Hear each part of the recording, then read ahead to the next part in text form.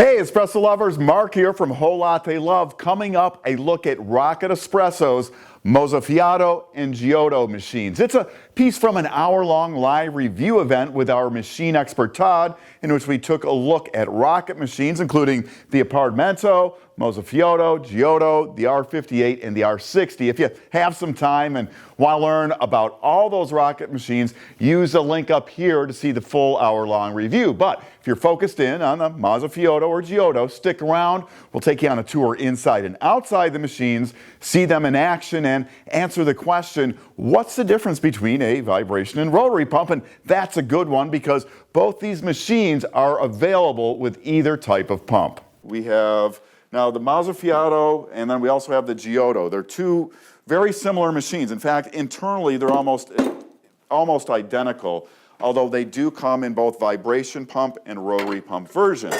So what we have is the rotary pump version of the Mozzafiato and the vibration pump version of the Giotto.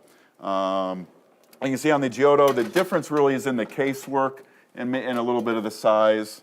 So flat, on the Mozzafiato, flat sides, the cup rail is integrated to the side. So this is all one solid piece, and you're gonna grab a side? Yeah, I'll grab one so you can see it. It's really cool. So this is one solid piece. When you get over here to the Giotto, you have the angled sides here, a little more flare on the machine, if you will, if that's what you like. The cup rail is not integrated. It comes off like this. So here's the Mozzafiato. Here's that side panel that's all integrated. The cup rail is one solid piece, and then it's all a. Oh yeah, there you go. There's a good comparison. You got lots of fingerprints all over them. But, so it's polished aluminum. We'll get it cleaned up a little bit. Well, it's too late for that, isn't it? And then here's the fine work they do on the Giotto, the new Giottos. Yeah. You can see that beautiful work on that. Yeah. So we do like that. It's very nice.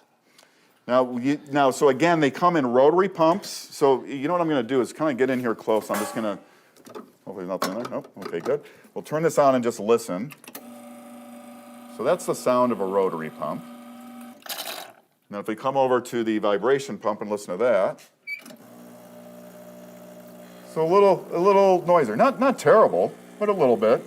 And Todd, so you know, rotary pump, also on the rotary pump versions of each machine, those are plumbable.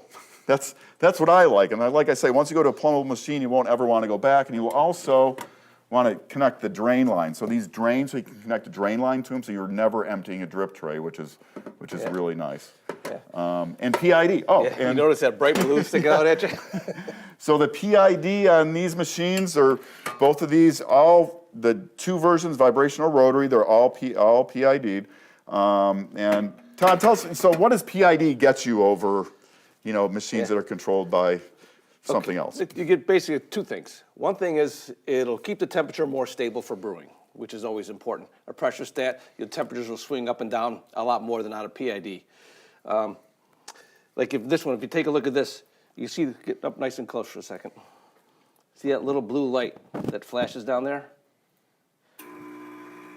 When it flashes, it's sending power to the boiler. So it's just a little power on, whatever it takes, just to keep that temperature nice and stable. A pressure stat, it goes on, the pressure builds up, and it turns off. It's got a lot higher swing in temperatures in there.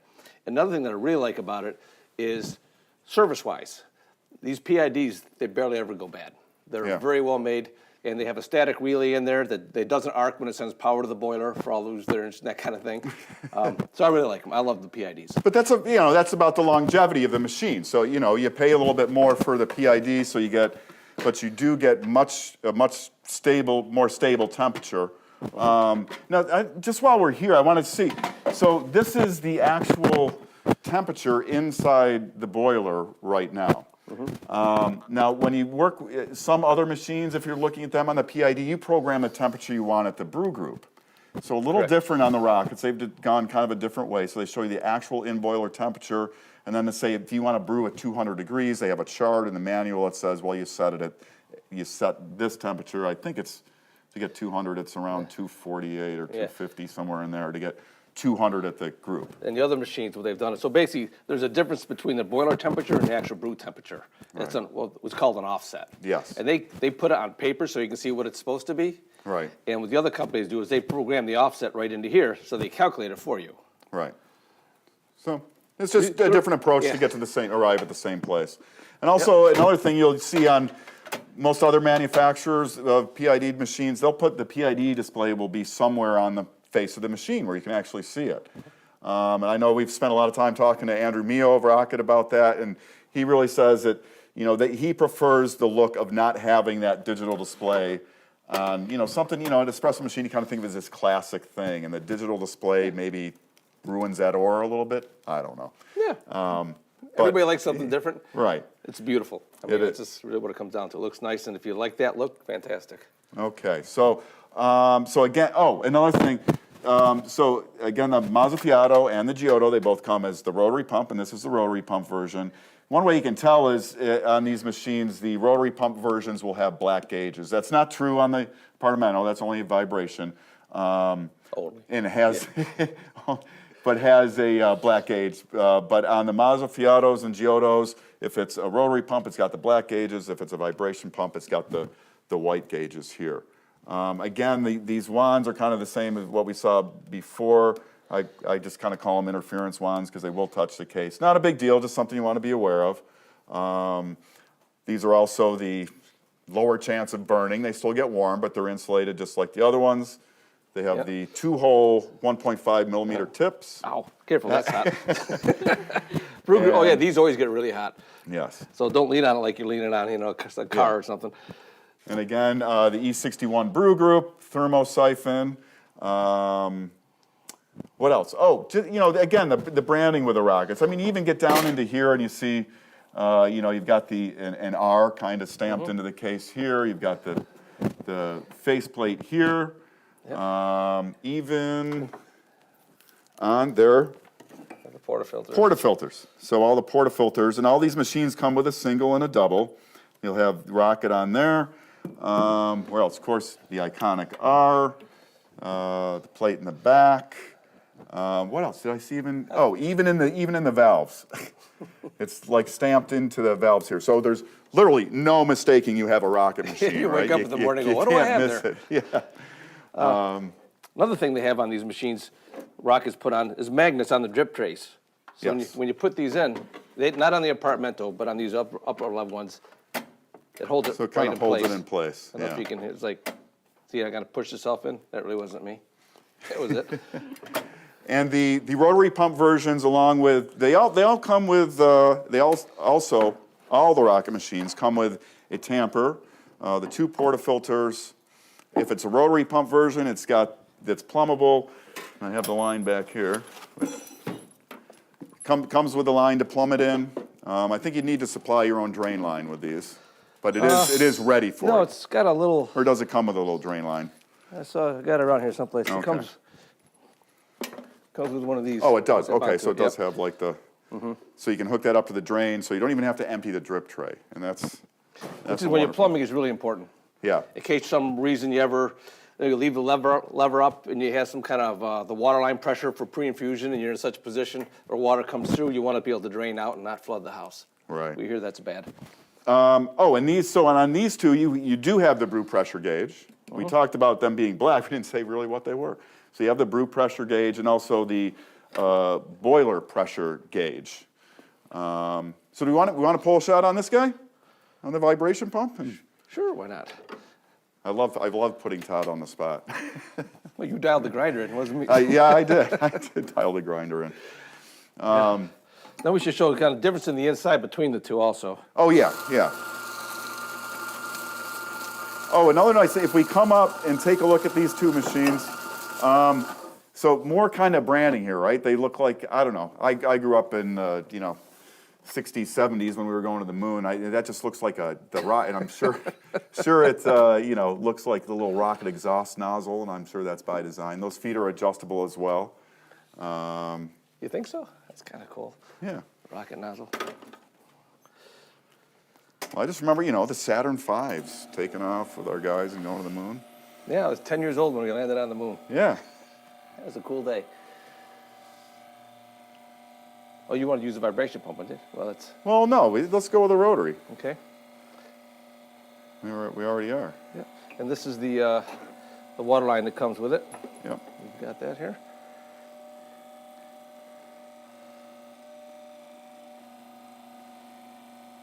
Maybe a little slow on that? Yeah, a little bit. I'm just going by feel. Yeah. That'll work. And for anybody who's not familiar with the E61 groups, kind of want to run through this real quick. Yeah. Because basically the way these things work is they have a thermal siphon in them where hot water comes in through the top, then as it cools, it goes through the tube out the back of it. So hot water is always circulating through this part of the brew group. When you raise the lever up, it opens a valve in here that lets the water flow over the coffee. At the same time, it hits a switch right behind here. Can you see that up in there? Okay, and that turns the pump on. When you push it down, it releases the water off the group area here and puts it down into the drip tray. Now, maintenance for these, basically you're just back flushing. You put some cleaner in here with a back flush disc, you put the handle in the machine, and you raise and lower this a few times. I'm not going to get into all the details on that, but just your basic cleaning. And the shower screens come out pretty easy to clean those. You can just pry them right out. And this has the same sort of a valve. When we get into the R58, it has a slightly nicer valve.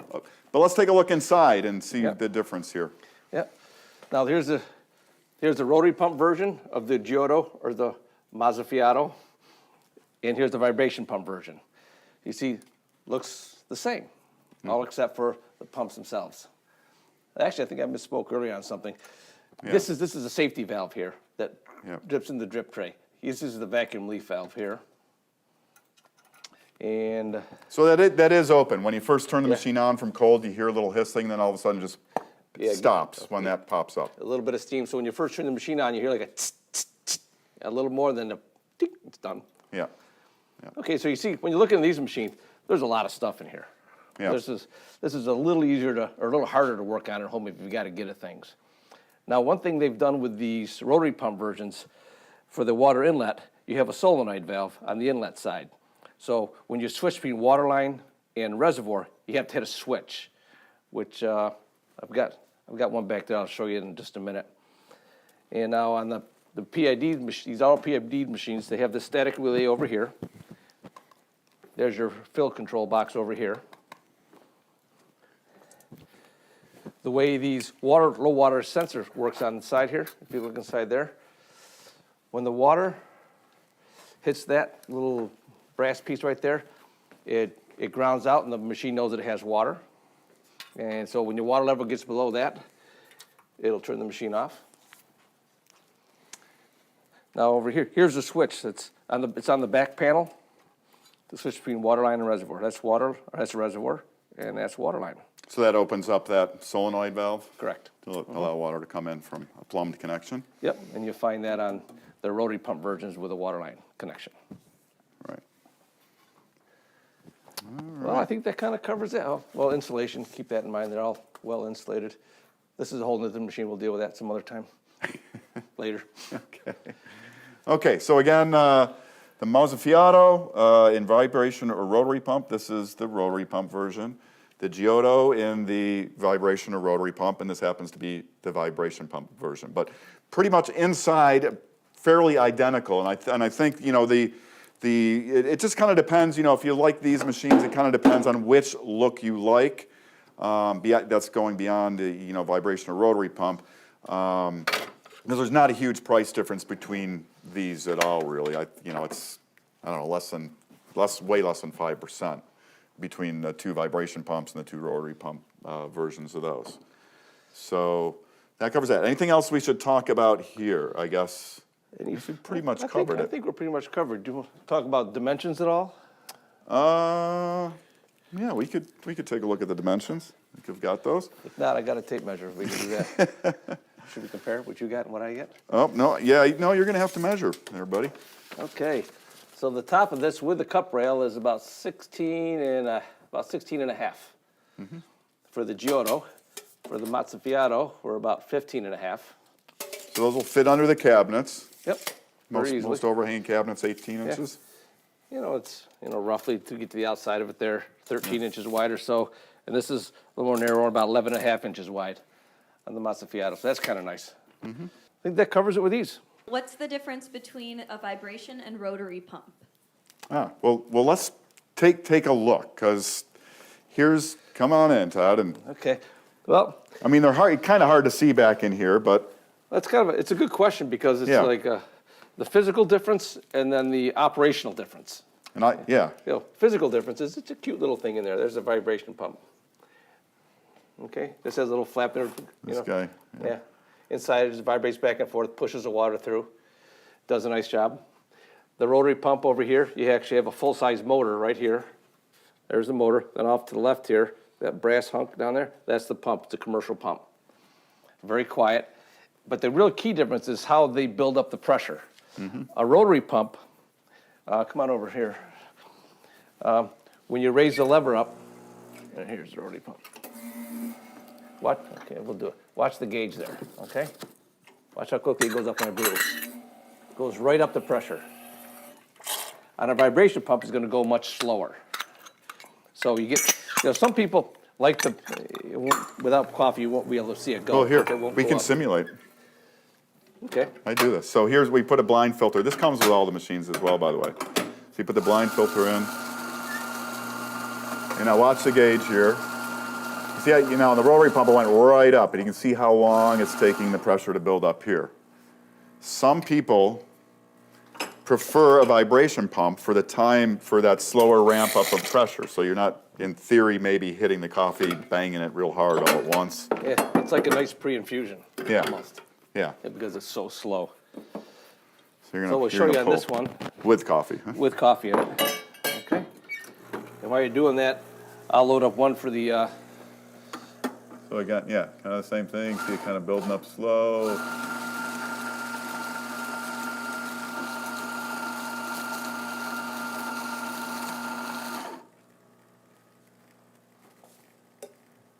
It's kind of fun to watch it change as the coffee swells. You can see the pressure, kind of come up. okay, so Set that there. that's how the vibration pump works. Yep. You gonna do the rotary? Yeah, let's do a rotary. Okay. Maybe I'll do it on the R58 since it's Okay. the brighter gauges, you can see it better. Yep. Okay, so there's the brew gauge there.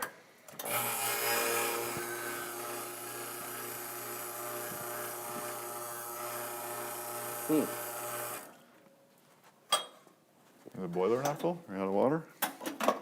Oh, I messed around with the program. Oh, I set it, you set it to. Yes, you did. I set that one to waterline connection during the demonstration. So that's what happens if you set the waterline connection. But we got more coffee. We can do it again. It's funny. We're like, how are we going to get out of this one? Remember that thing we did when we reprogrammed that? Yeah. Okay. So we'll go over here. Sorry about that, guys. Got to find a cup. Where'd my cup go?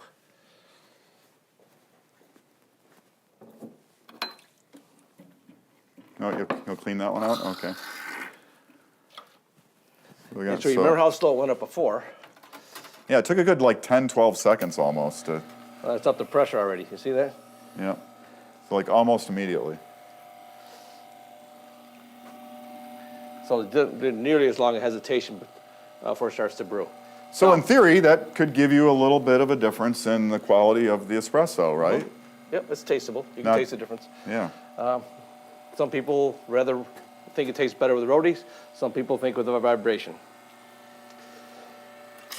Okay. There we go. Anything I'll more? grab this one. Want to learn more? Subscribe now so you'll know about the latest videos on everything coffee from Whole Latte Love. Oh,